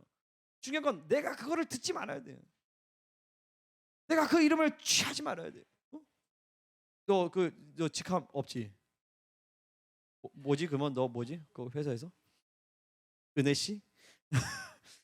어쨌든 뭐 막내지, 막내. 응? 신입. 뭐 어쨌든 그런 거 갖고 거기에 꼬리표를 그거를 내가 벗어버려야 돼요. 내가 벗어버려야 돼. 우리 이제 목회자들 성도 몇 명? 우리 교회 같은 경우에는 뭐 월세 사는 교회 뭐 이런 비세는 교회에 있는 목회하는 뭐 바벨론이 계속적으로 우리에게 이름을 지어줘요. 이 이름을 지어준 건요 세상에 그냥 늘 그래요. 걔네들한테 뭐라고 할 수 따질 필요가 없어요. 그냥 내가 안 들으면 돼. 중요한 건 뭐야? 내가 그 이름을 받아들인 것을 회개해야 되는 것이. 그 이름을 받아들인 것을 회개해야 돼요. 아멘입니까? 왜 그렇게 불러라고 얘기할 게 아니라 그 이름을 받아들인 것을 회개해야 돼. 그리고 우리의 이름은 뭐예요? 예수 그리스도의 이름을 주셨어. 여러분 하나님의 자녀입니다. 하나님의 교회예요. 에클레시아. 교회예요. 교회. 그리고 하나님의 종들이에요. 하나님의 왕 같은 제사장. 그분의 왕적인 존재예요. 줄여서 왕존. 여러분 왕존입니다. 왕적 존재. 왕적 자녀. 강건이 어디 이빨 다쳤니? 이빨에 치통이 있는 줄 알았네. 하나님의 정체성, 하나님의 부르심에 목숨 걸 때 이 정체성에 목숨 걸게 돼 있어요. 이 이름과 정체성에 우리는 목숨 걸시기를 바랍니다. 그래서 누가 나보고 벨드사라게 부르든 누가 내가 가진 소유로 내가 가진 외모로 나를 뭐라고 나에게 이름을 붙여주든 그 이름을 싹 다 거절하세요. 여러분 자기도 모르게 막 이름표들이 붙여 있단 말이에요. 이름표를 붙여내. 이름표를 띄세요. 이름표를 띄요. 이름표를. 그 이름표를 띄고 예수 그리스도, 예수님의 이름, 하나님의 자녀의 이름, 여러분이 주신 그 부르심의 그 이름, 정체성과 종기의 이름을 딱 크게 딱 붙이는 것이. 아멘. 그럴 때 세상이 벨드사살 이렇게 부르다가 다니엘. 세상이 인정해. 야, 너 월급 얼마짜리? 너 학교 어디? 해다가 너 하나님의 사람. 너 정말 너가 믿는 하나님 정말 귀한 하나님. 너 하나님의 자녀. 그리스도의 대사. 왕적 존재. 왕존. 막 이렇게 세상에서 인정을 받대 다니엘처럼. 마지막 세 번째로 음식입니다. 이 음식은요. 힘의 근원을 상실하게 하는 것이죠. 음식을 먹음으로 말미암아 우리 힘을 나게 돼 있어요. 이 먹는 문제는 성경에서 굉장히 중요해요. 인류 최초의 범죄는 먹는 문제였어요. 그리고 예수님도 먹는 문제를 가지고 늘 얘기하세요. 예수님의 얼굴 엠마오로 가는 제자들이 예수님의 얼굴을 보게 된 것은 먹을 때 보게 된 것이. 이 성경은요 먹는 것을 굉장히 중시하게 합니다. 특별히 유대인은요 먹는 것을 굉장히 거룩하고 경건하게 생각을 해요. 이들은 바벨론의 이 음식을 먹게 했죠. 뭐 고기에 먹는 거에 대해서는 다음 주에 더 자세하게 얘기를 하고. 자, 이 바벨론은 우리가 우상에게 바쳐진 그 음식을 먹게 하기를 원했어요. 그건 뭐냐면 바로 우리의 육적인 욕구를 만족시키는 음식을 주는 것이에요. 그러니까 여러분 이거 잘 봐야 돼요. 뭐냐면 지금 우리 가운데서 바벨론이 주는 음식은 무엇인가를 잘 보셔야 돼요. 제가 예전에는 이거를 설교할 때 영적으로 풀었어요. 영적인 음식을 먹지 마라. 근데 하나님이 요즘 다시 보게 하는 것은 뭐냐면요. 영적인 음식도 중요하지만 육적인 음식도 중요하다는 거죠. 왜냐면 내가 무엇을 먹느냐가 내 인격 구조를 만들어요. 그리고 내가 육적으로 무엇을 먹느냐가 또 내가 영적으로 무엇을 먹느냐를 또 결정을 해요. 이게 서로 연관이 있어요. 물론 내가 영적으로 무엇을 먹느냐가 육적으로 무엇을 먹느냐를 결정하지만 이게 상호작용으로 움직인단 말이에요. 내가 영적으로 하나님의 것만 먹는데 육적으로는 세상 것을 먹는다. 그럴 수가 없다는 것이. 그러면 육적인 세상인 것은 무엇이냐? 우리가 이런 것들은 이제 민감하게 반응을 해야 되는 것이죠. 이거 정답은 없어요. 사실 하나님의 음성을 따라 들어야 돼요. 근데 성경에서 몇 가지 이제 힌트를 좀 주죠. 그러니까 유대인들은요, 보세요. 유대인들은 이름, 정체성 그리고 뭐죠? 이름, 학문 그리고 뭐요? 먹는 거. 그러니까 이스라엘은 이스라엘 정체성을 갖고 있고 학문은 토라, 하나님의 말씀 토라를 갖죠. 음식에 대해서는 코셔를 해요.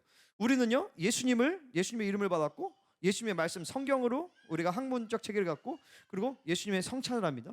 근데 우리가 실제로 먹는 것은 우리는 코셔를 하지는 않아요. 하지만 성경에서 보면 그러니까 내가 이제 제가 이런 부분들이 코셔에 대한 부분들이 요즘 좀 고민하는 영역들이에요. 뭐냐면 율법이 폐해졌을까요? 안 폐해졌을까요? 율법 폐해지지 않았어요. 완성됐어요. 그죠? 그러면은 제사법은 폐해졌을까요? 안 폐해졌을까요? 제사법도 폐해진 게 아니라 완성된 거죠. 예수님의 제사로. 그죠? 그러면 먹는 법, 정결법, 시민법은요? 근데 이제 이런 부분들이 조금 이제 애매한 거예요. 물론 이제 사도 바울이 먹는 거 가지고 시비 걸리지 말아라 이렇게 얘기한단 말이죠. 근데 그게 사도 바울이 그랬지만 예수님이 얘기한 건 아니에요. 물론 사도 바울과 예수님의 가르침이 뭐 대치되느냐 뭐 그럴 수는 없지만 사도 바울의 강조점은요 좀 더 이방인의 어떤 그런 측면에서 얘기하는 것들이 많아요. 그러니까 이런 것들이 이제 요즘에 신학계에서 굉장히 어떤 핫 이슈예요. 예수님의 신학과 사도 바울의 신학이 일치하느냐, 일치하지 않느냐, 이런 것들. 만약 일치하지 않다면 예수님이 맞는 거겠죠, 그죠? 근데 이제 성경 안에서 이제 조화를 이루고 있어요. 강조점이 다른 거니까. 근데 그러면 예수님이 말했을 때 그러니까 분명한 우리가 율법주의처럼 옛날 구약의 시대처럼 이거 못 지키면 지옥 가다 이런 건 아니겠죠. 그건 이제 로마서의 말씀과 다른 거예요. 하지만 그럼에도 불구하고 구약에서 얘기하는 정결법, 음식에 대한 코셔에 대한 것들이 완전히 무효하냐? 그렇게 볼 수는 없다라는 것이죠. 그래서 메시아닉 유대인들은 어떻게 하냐면 코셔를 해요. 하지만 어쩔 수 없이 먹어야 될 때는 먹어요. 그거에 대해서 자유하게 여겨요, 이 사람들은요. 제가 이제 몇 가지 얘기를 할게요. 음식법, 이 고기를 먹는 거, 여러분 고기를 좋아하시죠? 그죠? 우리 지원이는 태어나서 이유식 고기부터 먹대요. 무슨 뭐 박혁거세 이런 얘기 같아, 그죠? 김수로왕 얘기 같아. 우리 애는 태어나서부터 고기부터 먹었어요. 그래서 6개월부터 된장국에 밥 말아 먹었다고, 그지? 어금니부터 나가지고, 그죠? 이 전설적인 존재예요. 어금니부터 난. 이렇게 고기를 좋아하는데 사실 성경에서 고기를 육식을 허락하신 것은 노아홍수 이후에 허락하시죠. 왜 노아홍수 이후에는 허락하시는가? 솔직히 잘 모르겠어요. 아마 기후 변화 때문에 단백질이 필요해서인지 그건 잘 모르겠지만 그렇게 뭐 얘기하는 학자도 있지만 뭐 사실 정확한 이유는 잘 모르겠어요. 근데 사실 그 전에는 하나님이 육식을 허락하지 않았죠. 그러니까 우리가 천년왕국이 일어나게 되면 천년왕국이 오면 우리가 육식을 할까요, 안 할까요? 안 하겠죠, 아마. 그죠? 제사가 폐해지니까. 근데 이제 안 할 텐데 그럼 왜 고기를 먹지 않게 하셨냐? 그 이유는요. 생명을 해하지 않게 하기 위해서 그랬어요. 그러니까 자세히 보면 하나님이 아담과 하와 보고 자 모든 나무를 뿌리째 뽑아 먹어라 이런 얘기 안 해요. 식물을 먹으라고 했고 그리고 과일의 열매를 먹으라고 했어요. 그것은 뭐냐면 재생산이 되는 애들이에요. 계속 과일의 열매 맺고 고구마도 뿌리가 되면 계속 재생산이 되고 이런단 말이에요. 이런 것들만 먹으라고 한 거예요. 나무채 뿌리 뽑아서 나무의 식물의 생명을 죽이면서 먹으라고 하진 않았단 말이에요. 그렇죠? 왜냐하면 하나님이 만드신 창조 세계의 질서와 생명을 존중하라는 것이었어요. 근데 인간이 범죄하고 나서 이제 하나님께서 육식을 허락하시는데 육식을 허락하는 그 조건이 있어요. 그건 뭐냐면은 피를 먹지 말라는 거예요. 피는 땅에 쏟아버려라. 왜냐하면 피는 생명이 있기 때문에 피를 먹게 되면 그 생명을 내가 취하게 되는 것 때문에 하나님의 창조 질서를 깨뜨리게 된다는 것이죠. 그래서 피를 쏟아버리고 그 고기는 제사로 바쳐지고 그 거룩한 제물을 고기로 먹는 것이에요. 그래서 그 고기를 먹을 때 감사함과 애통함과 하나님의 축복과 그래서 고기를 먹는 것은 이스라엘에게 거룩하고 경건한 일이었단 말이죠. 그래서 여러분이 고기를 먹을 때 거룩하고 경건한 마음을 드셔야 돼요. 주여 이렇게 하면서 나의 피가 되고 살이 되게 하신 모든 피를 버려버리고 그러니까 이런 부분에서 우리가 이제 신학적인 고민이 있는데 뭐냐면은 선지해장국을 먹어도 될까 말까. 선지해장국은 괜찮아. 원래 잘 먹게 됩니다. 순대를 먹어도 될까 안 될까? 이런 것들. 순대도 돼지피니까. 그죠? 그러니까 이런 부분들이 그냥 저는 그래서 이런 부분이 되게 고민이 되는데 하필 그때 우리 집에 순대가 있었어가지고 순대를 먹었잖아요, 그냥. 근데 이제 제 결론은 뭐냐면 일단 먹으면 먹지만. 그러니까 제가 이제 이제 이거 결론 내리기 위해서 또 얘기를 한다면 고기는 그런데 그 고기를 먹는 방법은 뭐냐면 첫 번째로 버리라는 거죠. 그 피를 버리라는 거예요. 그런 영적인 의미가 있다는 것이죠. 실제로 그거면 우리가 선제적으로 먹을 거냐 말 거냐 이거는 아직 제가 결론을 잘 모르겠어요. 그냥 이제 믿음대로 하세요. 믿음대로 먹으면 되고 양심대로 먹으면 되고. 근데 이제 옆에 있는 사람이 양심의 거리낌이 되는데 그 앞에서는 형제를 얻기 위해서 먹지 말라고 했던 것처럼 그건 먹지 않으면 되는 것이고 형제에 대한 믿음과 사랑 때문에 하시면 되는 거고. 근데 어떤 동물은 먹으라고 해요. 어떤 동물은 먹지 말라고 그랬어요. 먹어도 되는 동물은 뭐예요? 되새김질을 하고 그리고 굽이 갈라진 굽이 갈라져야 돼요. 그거는 뭐냐? 굽이 갈라졌다는 건 뭐예요? 굽이 갈라졌다라는 건 이유가 뭐겠어요? 굽이 갈라졌다라는 것은 발톱이 없다라는 거예요. 이렇게 못한다는 거죠. 그 굽이 안 갈라진 애들이 누구예요? 소가 굽이 안 갈라졌니? 굽이 안 갈라진 애들 호랑이 그게 때리잖아요, 그죠? 굽이 갈라져서 이거는 뭐 어떻게 공격을 못해요, 이거를, 그죠? 그러니까 굽이 갈라졌다는 것은 공격성이 없다는 거예요. 그리고 되새김질한다는 것은 뭐냐면은 식물을 먹는다는 거죠. 내가 보니까 애기들도 되새김질을 많이 하더라고요.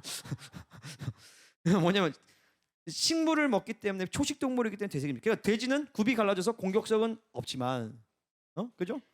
되새김질 안 해요. 그 말은 뭐냐면 잡식이라는 거예요. 육식도 먹는다는 거죠. 그러니까 그런 동물은 먹지 말라는 거예요. 왜냐하면 다른 생명을 취해서 사는 동물이기 때문에 이런 동물들은 하나님의 창조 질서를 거스르기 때문에 하나님 이런 동물들은 먹지 말라는 것이죠. 초식 동물들, 공격성이 없는 동물들, 이런 동물들만 먹으라는 것이죠. 왜냐하면 공격성이 있는 동물들은 걔네들의 어떤 본성적인 성향이 뭐겠어요? 폭력적이란 말이죠. 잔인해요. 막 물어뜯고 죽여야 돼요. 그러면 걔네들의 피와 살을 먹을 때 나도 그런 성향이 들어오게 되겠죠. 그래서 육식을 많이 하는 사람들은 성향이 싸나워요, 실제로. 초식을 주로 이제 초식이라고 해도 채식을 하시는 분들은 초식이 아니죠. 채식을 하시는 분들이 대체적으로 성격이 온화해요. 그래서 우리가 먹는 거를 잘 생각을 해봐야 돼요. 잘 생각을 해봐야 돼요. 그리고 또 성경에서 뭘 하냐면 지느러미가 없는 동물들은 먹지 말라 그래요. 지느러미가 없는 걔네들은 먹지 말라. 그리고 얘네들은 대부분 수륙 양용이 가능해요. 개구리 먹으면 돼요, 안 돼요? 안 되죠. 개구리는 그러니까 물에만 있어야 되는데 물에도 있고 지상에도 있으니까 하나님이 창조하신 하나님은 분리하신단 말이에요. 물과 땅과 이런 것들 분리하시는데 이걸 얘네는 거스려. 그러니까 개구리는 먹지 말라는 거예요. 개구리 먹어봤어요? 저는 개구리 싱가포르에서 먹었거든요. 개구리 뒷다리에서 나오는 요리가 있어. 되게 맛있어요. 어쨌든 그런 거를 하나님 먹지 말라. 그 타조 이런 것도 먹지 말라. 왜냐면 새인데 못 날아. 근데 감사하게도 닭 얘기는 없는 것 같아요, 성경에요. 치킨은 그래서 어째 치킨. 근데 아마 부정한 동물일 거야, 아마 닭. 어제 잘 모르겠어요. 그리고 박쥐도 먹지 말아야 돼. 박쥐는 뭐냐면 얘가 짐승인지 새인지 구분이 안 돼. 이런 애들은 하나님이 이런 애들을 먹지 말아요. 새들도 공격성 있는 새들을 하나님 먹지 못하게 하시는 거예요. 왜? 다른 생명을 취하기 때문에. 하나님의 창조 질서, 그러니까 우리가 이런 영적인 원리는 뭐냐면 창조 질서를 거스르는 음식들은 안 먹게 하신다는 것이죠. 그러니까 요즘에 그런 GMO, 창조 질서를 거스르는 유전자 조작한 이런 식물들, 이런 것들을 안 먹는 게 좋은 것이죠. 실은요. 그리고 우리가 보면요, 이 바빌론이 고도화될수록요, 계속 우리가 자연으로부터 먹는 것보다도 가공해서 먹는 것들이 많아요. 이런 것들을 많이 먹을수록 우리의 영적인 성향들도 인스턴트화돼요. 그러니까 우리는 되도록 이런 것들을 안 먹는 것이 좋은 거예요. 특별히 요즘 같은 시대는 배달의 민족 이런 것들이 잘 돼 있잖아요. 요기요 이런 것들이 잘 돼 있어서 배달 이런 모든 시스템이 너무 잘 돼 있어요. 그래서 재료를 사가지고 좋은 재료를 사서 요리를 해가지고 잘해가지고 가족들이 같이 먹고 이런 것보다도 그냥 뚝딱 해가지고 편하게 밀키트라든지 이런 것들을 하면서 이런 것들이 우리의 영성과 그 영적인 흐름들을, 신앙의 흐름들을 굉장히 인스턴트화되게 만들고 안 좋게 만드는 것이죠. 그러니까 우리가 먹는 음식들을 그러면 배달을 시켜 먹지 마라 이런 얘기하는 게 아니라 여러분이 먹는 음식들에 대하여서 한번 성령 안에서 고민을 하셔야 된다는 거예요. 그래서 저희는요 되도록 돼지고기를 좀 이제 안 먹으려고 해요.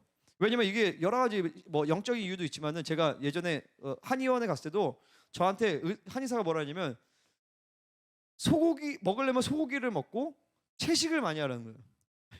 그분이 돼지고기는 평생 안 먹는 게 좋대, 제 체질상. 근데 이제 계속 먹었죠. 제가 이제 다니엘 말씀이 깨달아지면서 봤더니 매일 돼지고기를 먹더라고요. 하루는 스팸 먹고, 하루는 베이컨 먹고, 하루는 족발 먹고, 매일 먹어서 돼지고기를요.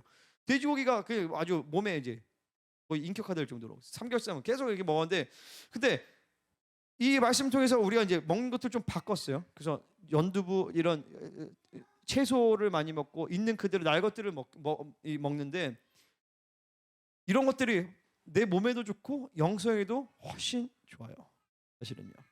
그래서 먹는 것들에 대해서 여러분들이 성령의 음성을 따라서 한번 쫙 점검을 한번 해보시라는 거예요. 응?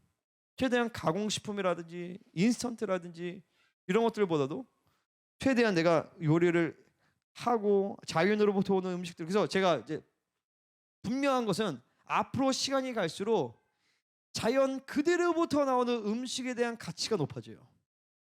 자연 그대로부터 나오는 음식에 대한 가치가 높아져요. 과일, 채소, 요즘 과일도 또 비싼데 이런 것들에 대해서 순수하게 아주 깨끗한 음식, 이런 것들에 대한 가치들이 굉장히 높아진다. 그리고 하나님의 교회가 이런 부분에 대해서 좀 깨어 있어야 된다는 거죠. 그러니까 우리가 뭐 시켜 먹을 수 있어요. 뭐 가공식품이나 인스턴트 음식 먹을 수 있지만 그거에 대한 바벨론의 전략과 바벨론의 의도를 우리는 알 필요가 있다는 거죠. 만약에 계속 거기에 의존되어 있다가 그것이 딱 끊어져 버리면요, 666표 받아야 돼. 이거 안 받으면 매매를 못 한단 말이에요. 뭐라고? 그 농사를 해야 돼요. 농사를. 유기농.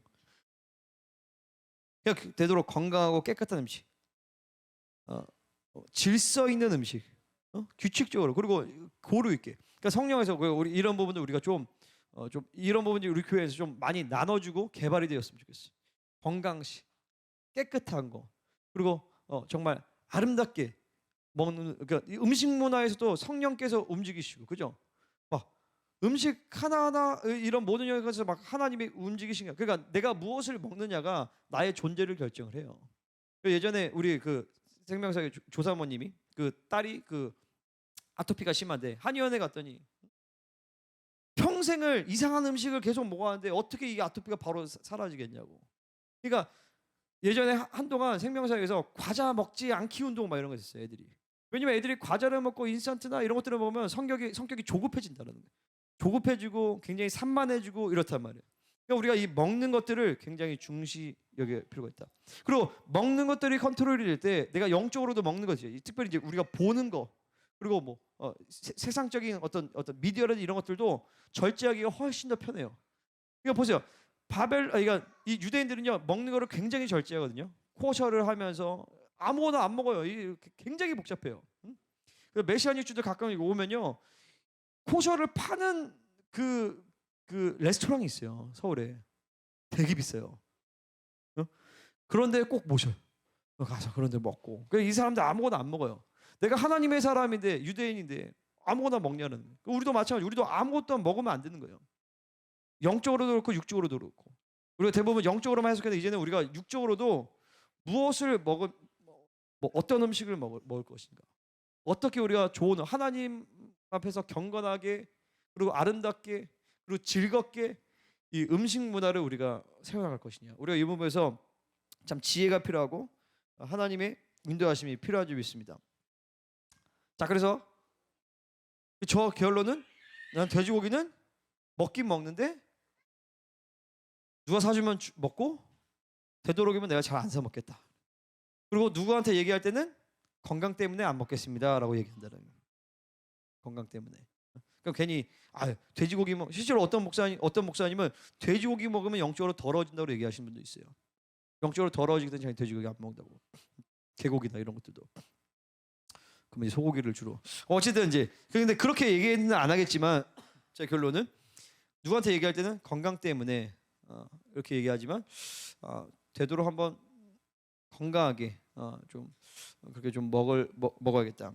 피나 이런 것들도 저 개인적으로는 안 먹으려고, 순대나 이런 것들도. 근데 정말 막 우리 세진 쌤이 막 너무 막 순대를 사가지고 목사님 같이 먹어야 할 때는 그때 먹어야죠. 그때 그냥 먹지만 되도록이면 내가 굳이 그거를 막 애써서 막 그렇게 하지는 않겠다라는 거예요.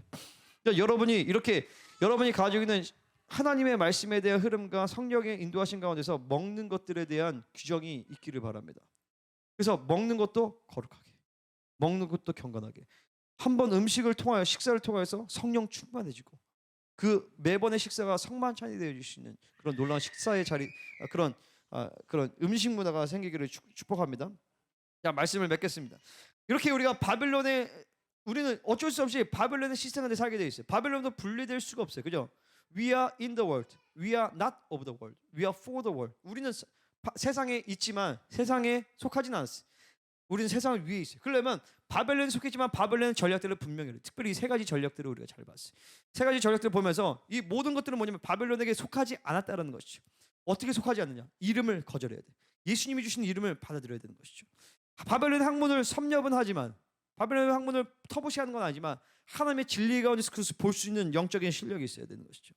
음식에 대해서 하나님의 민감하게 바벨론의 음식을 분별해서 그것들을 거절할 수 있는 그런 민감성이 있어야 될 줄 믿습니다. 영적인 음식, 육적인 음식 모두가 다. 그래서 여러분이 무엇을 먹든지 마시든지 하나님의 영광을 위해서는 거룩한 하나님의 사람들이 되어서 이 땅 가운데, 이 시대 가운데, 바벨론의 시대 가운데서 여러분이 다니엘 같이 어둠 가운데 빛이 되어지는 그런 사랑하는 성도들이 되기를 예수님으로 축복합니다. 아멘. 우리 같이 기도하겠습니다.